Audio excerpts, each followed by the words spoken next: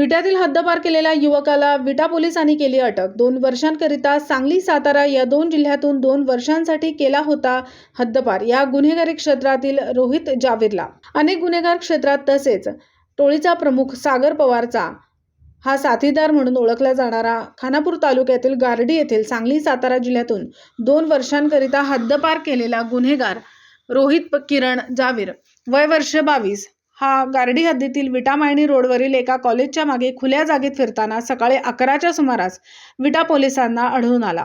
त्यास ताब्यात घेऊन अटक केली। जिल्हाधिकाऱ्यांच्या आदेशाचा भंग केल्याने त्याच्यावर गुन्हा दाखल करण्यात आला आहे। याबाबतची फिर्याद पोलीस हवालदार प्रमोद मल्लापा साखरपे यांनी विटा पोलिसांना दिली।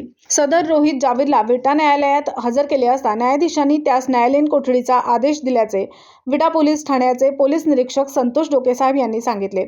तसेच या टोळीचा प्रमुख सागर पवाराचा जावीर हा साथीदार असल्याचेही पोलीस निरीक्षक संतोष डोकेसाहेब यांनी सांगितले।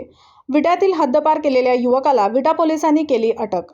2 वर्षांकरिता सांगली सातारा या 2 जिल्ह्यातून 2 वर्षांसाठी केला होता या गुन्हेगारी क्षेत्रातील रोहित जावीरला हद्दपार।